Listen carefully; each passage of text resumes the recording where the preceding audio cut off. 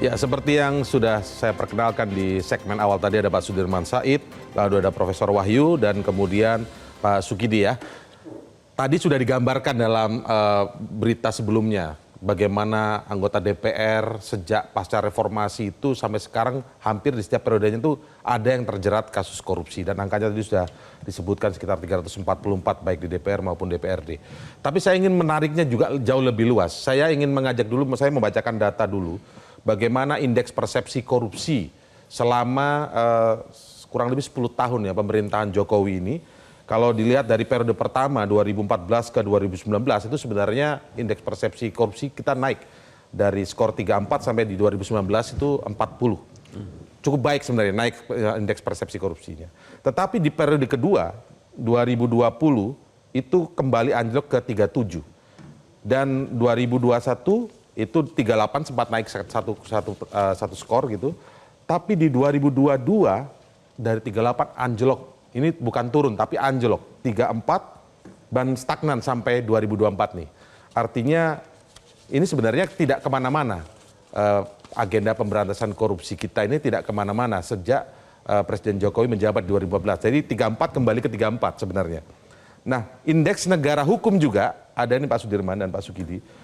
Terakhir keluar baru 2023, jadi 9 tahun pemerintahan Jokowi. Ini stagnan antara di posisi nilai 0,52 sampai 0,53 saja.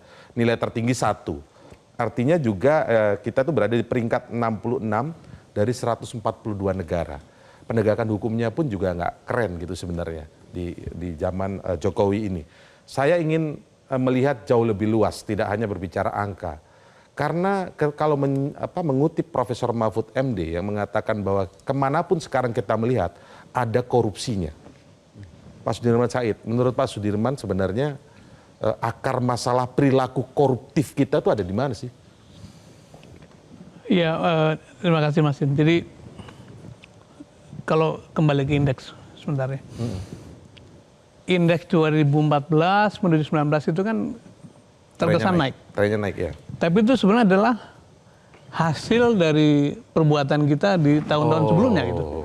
Jadi periode Pak SBY itu bagaimanapun dari seluruh presiden yang pernah kita punya, salah satu yang komit pada penegakan governance. Nah begitu polisi-polisi Pak Jokowi mulai terjadi 14 terus sampai 19, itu dampaknya baru terasa pada tahun-tahun berikutnya.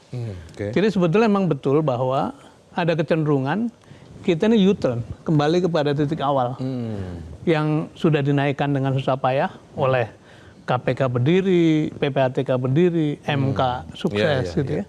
Tapi kemudian oleh praktek-praktek bernegara belakangan mengalami kemerosotan. Itu hari ini menjadi bukti semuanya karena indeks demokrasi turun, indeks hukum tadi juga turun, IPK turun, secara ekonomi kesenjangan naik gitu. Jadi ini yang menjelaskan mengapa keadaan seperti sekarang kita rasakan. Nah tentu saja saya tidak ingin berprasangka buruk kepada DPR yang sekarang yang ke depannya karena kita harus beri kesempatan. Tapi memang kenyataannya sejak reformasi kita pernah mengalami anggota DPR 50 orang digiring ke KPK dalam urusan ada keterlibatan dalam alih fungsi lahan ya. Pernah juga mengalami 30 orang anggota DPR digiring ke KPK karena urusan cek lawat tahun 2009 kalau tidak salah. Tapi juga kalau saya lihat angkanya, tahun 2009 itu budget anggota DPR per kapita itu hanya 3, sekian miliar. Karena dari 1,7 triliun dibagi jumlah anggota. Sekarang itu budget per kapitanya 15,9 miliar per orang per tahun. Jadi naik 5 kali lipat lebih itu. Tetapi yang terjadi adalah anggarannya makin tinggi, tentu saja jatuhnya per kapita makin besar, tapi kemudian perilaku korupsinya tidak menurun. Padahal teorinya katanya kan diberikan kesejahteraan lebih baik. Kesejahteraan baik, maka koruptifnya hilang. Jadi ternyata tidak begitu. Bahkan korupsi dengan skala besar seperti EKTP itu kan raksasa itu. Itu terjadi pada masa di mana kompensasi maupun kesejahteraan anggota DPR cukup baik. Nah yang kita khawatir adalah begini, keadaan sekarang ini kan warna DPR ke depan didominasi oleh 3 unsur. Satu, petahana, yang memang sudah lama ada di sana. Yang kedua, pengusaha. yang masih terus menjalankan bisnisnya. Yang ketiga adalah anak-anak muda dan artis.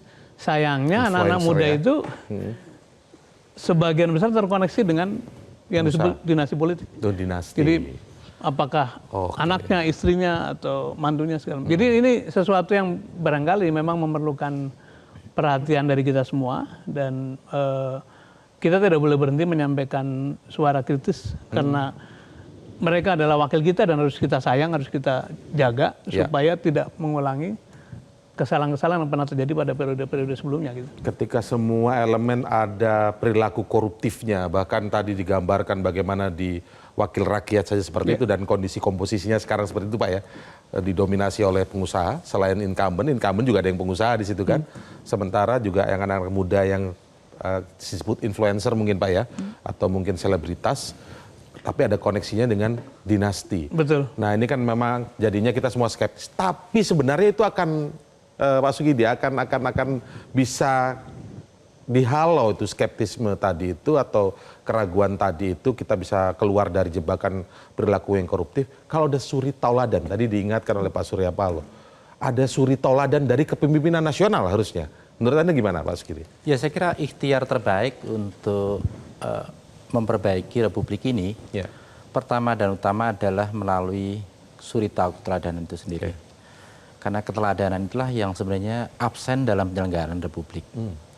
Dalam konteks modern, keteladanan itu adalah yang disebut sebagai public virtue, keutamaan publik.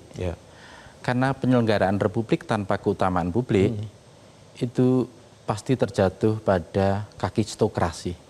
Pemerintahan yang dikendalikan oleh orang-orang yang secara moral itu buruk dan secara kemampuan itu paling tidak berkompeten. Karena itu keteladanan yang digaungkan oleh Bang Surya itu sebenarnya menjadi pekerjaan terbesar dari bangsa ini. Ketika berbicara tentang pemberantasan korupsi, itu mulai dari keteladanan itu sendiri.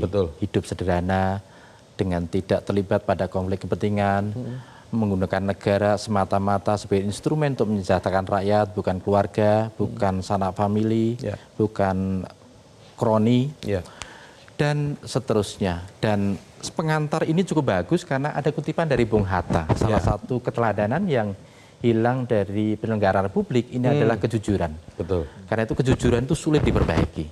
Yang terjadi adalah kebohongan yang semakin menjadi satu habit of the leaders.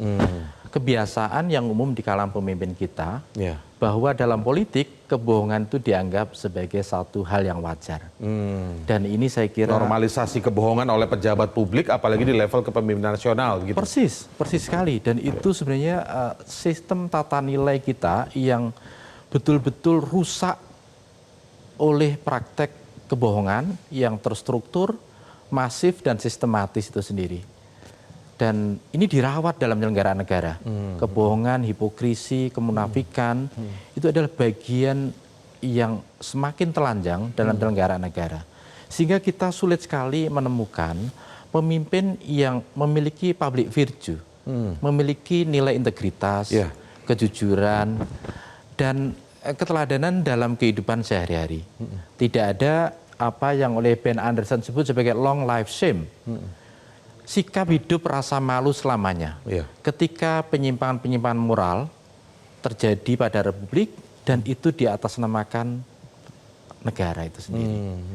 Ketiadaan rasa malu inilah yang sebenarnya membuat orang akhirnya melakukan kerusakan demi kerusakan secara vulgar, secara luas. Dan jangan dikira bahwa mereka yang memperoleh posisi tertinggi dikira memberikan bakti pada tanah air, tapi sebenarnya merusak tanah air. Dan kerusakan yang paling parah itu ada pada 3 aspek. Pertama, demokrasi dibunuh. Sebagai satu sistem yang lebih memberikan nilai meritokrasi kepada setiap warga negara untuk memajukan Republik. Yang diagung-agungkan adalah nepotisme itu sendiri. Nepotisme itu membunuh harapan kepada generasi muda. Untuk memperoleh ruang permainan yang setara, memajukan Republik. Inklusivitasnya. Yang kedua, konstitusi dibegal. Sehingga pembegalan konstitusi ini adalah kejahatan. Kejahatan yang dilakukan tanpa dirinya merasa sebagai seorang penjahat. Dan ini begitu Itu sepertinya memprihatinkan. paket lengkap sekali ya. Ya, ini karakter. Bohong dinormalisasi, melakukan kejahatan, tidak merasa sedang melakukan kejahatan, mengutamakan nepotisme, tapi merasa sedang menjalankan demokrasi, padahal demokrasi semu begitu ya. Bagaimana? Itu adalah bagian dari kejahatan. Kejahatan yang telah begitu menjadi satu kewajaran karena dipraktekkan secara biasa, secara wajar, secara vulgar. Sehingga kita tanpa sadar memasuki satu normalisasi dari penyimpangan moral, dari kejahatan, yang membuat Republik ini bergerak bukan dengan keutamaan publik, tapi dengan kerusakan moral yang sudah sedemikian parah. Dan ini tidak disadari oleh pemimpin.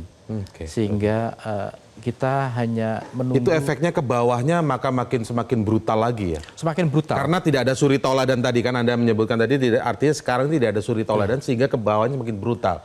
Di bidang apa terjadi korupsi, di bidang apa terjadi korupsi, di bidang apa terjadi korupsi. Suri tauladan mestinya dimulai dari pucuk pemimpin nasional. Betul.